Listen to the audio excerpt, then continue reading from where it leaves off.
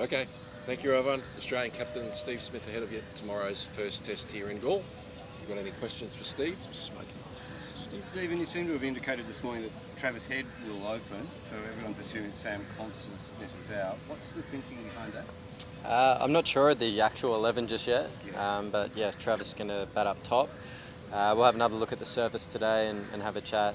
Yeah, things have changed obviously since yesterday. The wicket's different to what it was yesterday, so have another look and then it might change again overnight. So yeah, ideally we'd like to name our team 2 days out and move forward, but yeah, things change rapidly over here, so you've got to wait until the last minute and we'll see how we go from there.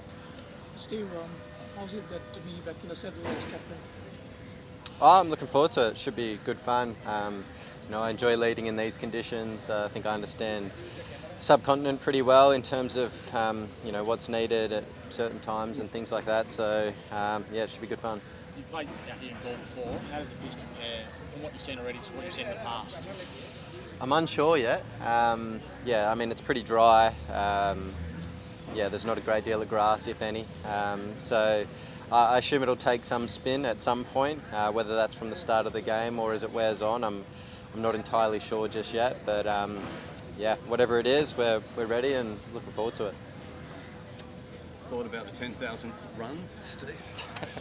Tried to put it out of my mind, to be honest. Probably thought about it a little bit too much in Sydney, so yeah, just trying to forget about that and focus on the job at hand.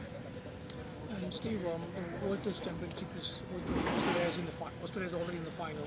I mean, how did you look at the series as? I mean, how the importance of it?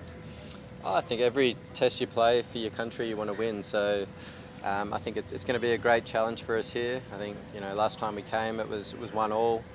Sri Lanka are a really good side. I think they've got a lot of experience in that change room now. So yeah, I think it's going to be a wonderful series, and yeah, hopefully a really good one. Do you have half an eye at all on India in 2 years when you play in these conditions, given how rarely you play in these conditions? I think you take every experience you can get. Even so far, just batting in the nets, it's been good to see some of the younger players just develop different game plans and find ways to score and survive and things like that. So spinners working on different seams and all those kind of things. So I think you can learn just a lot out of the nets, and then you've got to put it into practice out in the middle when you're under pressure, and that's the key. So yeah, I think you focus on each series, but you also have some similarities when you go to India, for instance. Steve, as someone who's had success here, what have you been telling the younger kind of batters who haven't necessarily had that experience? I think we've spoken a lot about the differences in the surfaces. So I think last time we came, we played on one that spun from ball one, and the other one was pretty flat in the first innings and then probably spun a lot more in the second innings. So just having plans in place for both. I think when it's flat, you've got to post a really big first innings score and do the bulk of your batting there. And then if it's extreme from the outset, having plans to be proactive and different methods to score runs. So just adapting as quickly as possible to whatever's served up. Steve, what does Josh Inglis bring to the table if he gets an ultimate? I think he's quite comfortable where his game's at. He's been actually around for quite a while, played a lot of cricket, obviously hasn't played a test match, but I think he provides really good skills against spin.